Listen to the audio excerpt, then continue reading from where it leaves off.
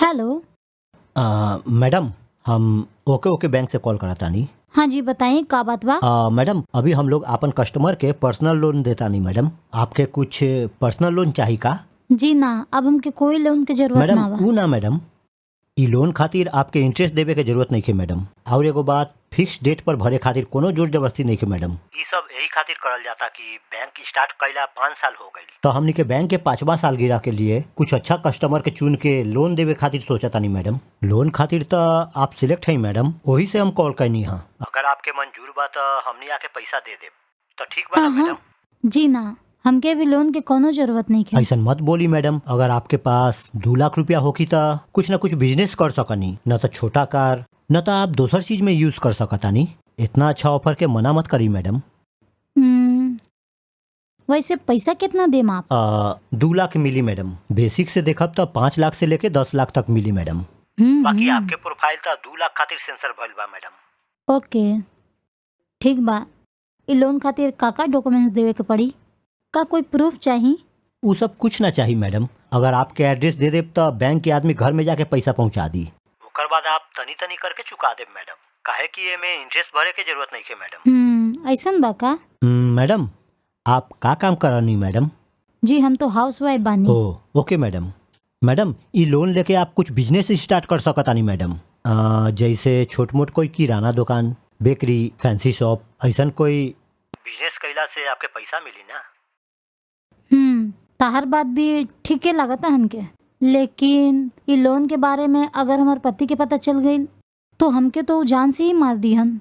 ई का तो अपन पति से कुछ मत कही मैडम, हम भी कुछ ना कहब मैडम। ओके ठीक बा, अपन एड्रेस बताओ तो नहीं, तू शाम के आ जाइए। आपके एड्रेस हमके व्हाट्सअप कर दी मैडम, हम खुद आके आपसे मिल लेब। ठीक बा सर, हम व्हाट्सअप कर देते नहीं आपके।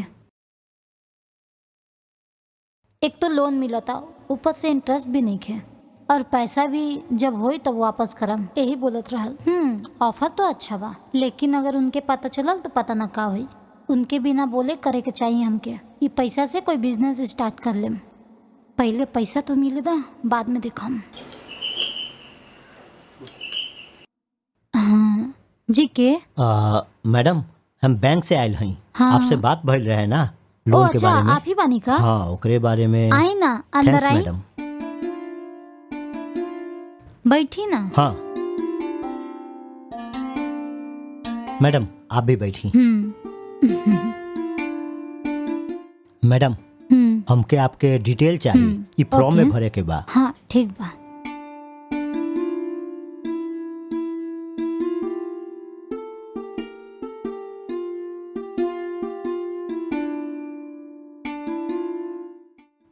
मैडम आपके नाम बताई। दिव्या। पति के नाम? सूर्या। आपके उम्र? 25 साल सर। वर्तमान में आप हाउस वाइफ हैं ना? जी हाँ।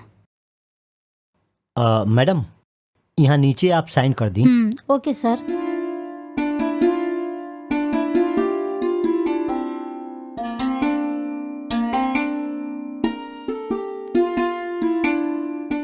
ओके मैडम।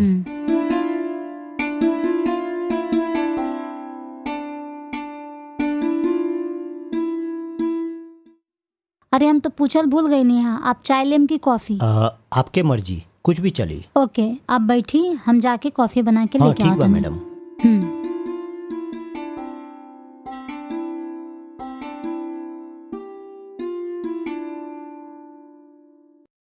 ये ली कॉफी। Thank you madam. वो सब ठीक बा, ये जो लोन के पैसा बा वो हमके कब मिली? लोन कल जरूर मिल जाई मैडम, हम खुद आके पहुंचा देब। जी ना, कल तो तू एकदम मत आइहा, कल संडे बा ना, उनका छुट्टी बा, घर पे ही रहियन। आप एक काम करा, हाँ, मंडे आ जाइहा। उस दिन उ सुबह ही ऑफिस चल जाइहन। मंडे के दिन 10 बजे से 5 बजे तक तू कभी भी आ जाइहा। ओके ठीक बा मैडम, ऐसा ही करब। अच्छा आपके घर में खाली आप और आपके पति रहलन का? काहे ये सब काहे पूछा ताड़ा? बुरा मत मानी मैडम, ऐसा ही पूछनी। जी हाँ, सिर्फ हम 2 ही रहेनी। आपके कोई बाल बच्चा नहीं है का? जी ना, हमार शादी भइल अभी सिर्फ 1 साल ही भइल बा। ओके मैडम, ठीक बा मैडम, देरी होगा था हम चला तानी। अगर और कुछ डिटेल चाहिए तो हम बाद में कॉल कर लेबा। ठीक बा, ओके। हम चला तानी।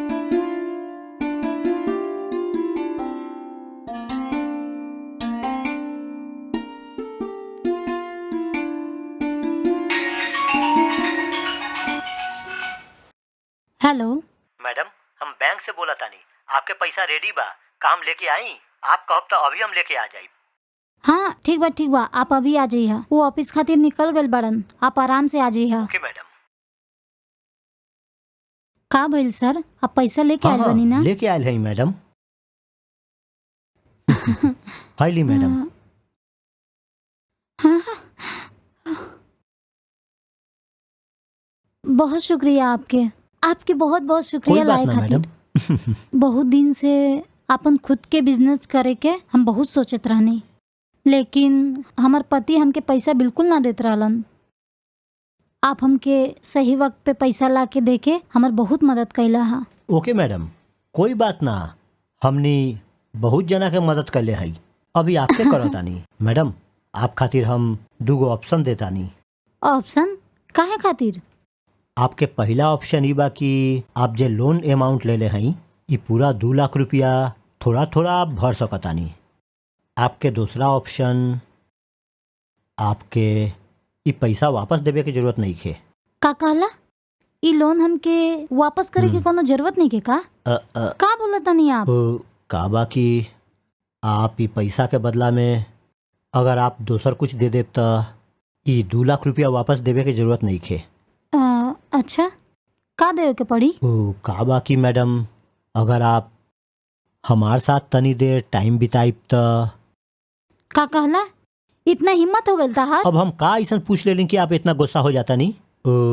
ये खाली ऑप्शन बा मैडम, आपके अगर वापस भरे के बा तो भर ली, न तो हमार साथ तनी देर अगर एडजस्ट कर लेब तो आपके पैसा भरे के जरूरत नहीं खे।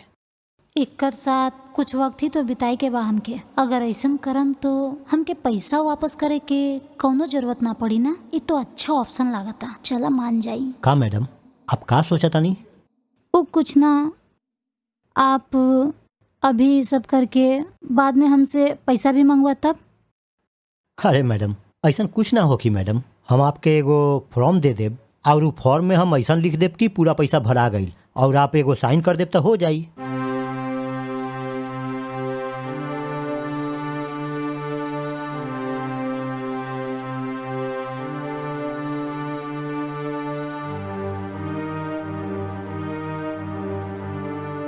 ये बा उ फॉर्म, हाई ली एमे एगो साइन कर दी।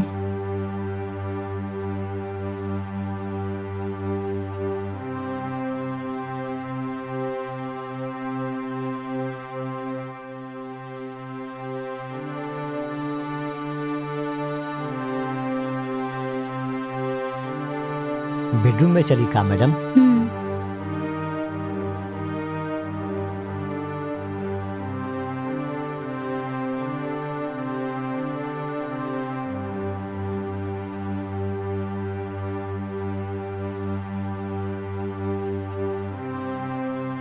ठीक बा, तो हम चला तानी। Thanks, bye by.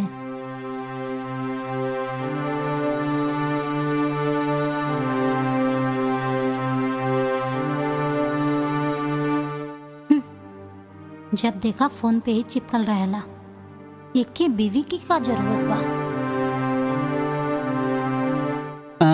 तोहरा से एक ठो जरूरी बात करे के रहल, हम भूल गई नी। हाँ बताई। हमनी के जो प्रसाद बना। कौन? वो आपके दोस्त प्रसाद? ओके का भइल? अरे ओकरा कुछ ना भइल, ओकर बीवी के साथ केहू धोखा कैलस। अच्छा, कैसन धोखा कैलस? 2 लाख रुपया लोन के बहाने केहू ओकरा के धोखा दिलस। का बोलता नहीं?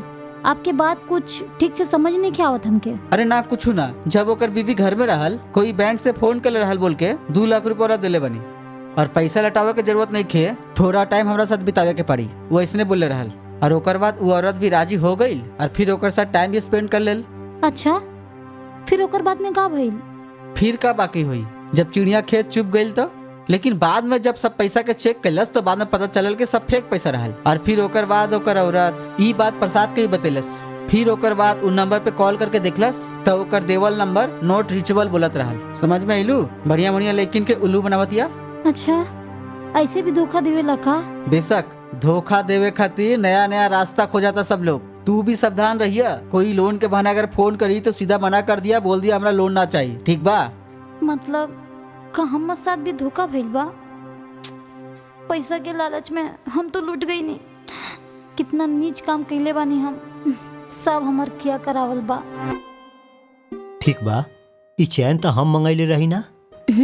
हाँ। तहार अगला बर्थडे में महंगा वाला खरीद के दे देब। ठीक बा जी ना? आपकी मर्जी।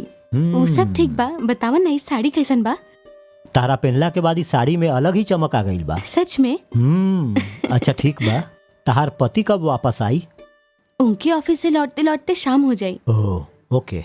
अगर वो यहाँ आके हम दोनों का इसे देख ली था, हमके तो छोड़ी ही ना। अरे यार, ऐसा कुछ भी ना होगी। कल सिनेमा देखे चलल जाओ।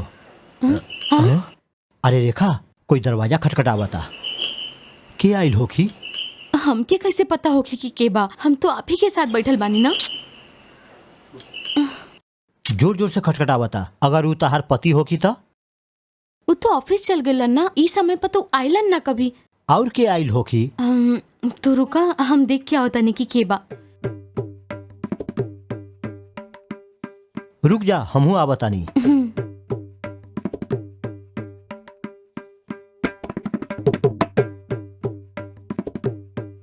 हाँ, हे भगवान, लागत हमार पति आ गइल बाड़म। अरे बाप रे, हे भगवान। तू तो कहलू कि शाम तक ना आई। अचानक से आज एहन के जानत रहे। अगर का वो हमके करे देख ली तो जान से मार दी। अब हम का करी? एगो काम करा, तू बाथरूम में जाके छुप जा। उनके हम मैनेज करतानी, जब हम बताएं तब निकली। ठीक बा।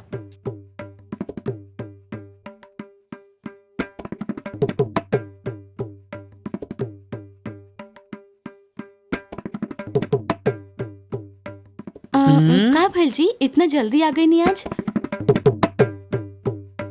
तू इतना देर का करता रहलू? हम दरवाजा कब से खटखटावत रहा, का करता रहलू? ओ, हाथ में दर्द हो गई दरवाजा खटखटा के।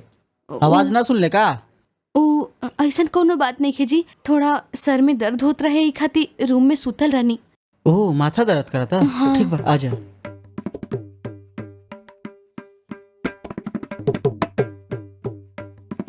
ओए, के बा तू? हम बाथरूम साफ करे आयल रही सर। ओ, ई बात बा। अच्छा से क्लीन कर ना? हाँ, अच्छा से साफ कर देनी सर। चाहब तो देख ली सर। तो हम चलत नहीं सर। हाँ, ठीक बा, ठीक बा। सर तनी साफ करे के पैसा दे देब तो? पैसा? तू पैसा ना देला का? ना जी, हम तभी कुछ ना देनी। हाँ। कितना भइल? 500 भइल सर। इला। ओके, थैंक यू सर। सर तनी 5 स्टार रेटिंग डाल दी सर। हाँ, ठीक बा। Thank you sir. Thanks madam. हाँ, ठीक बा। हे, ई का देखा तारू? ना ना, कुछ ना। ठीक बा, हम फ्रेश होके आवा तानी। तू तनी कॉफी लेके आवा। हाँ जी, ठीक बा।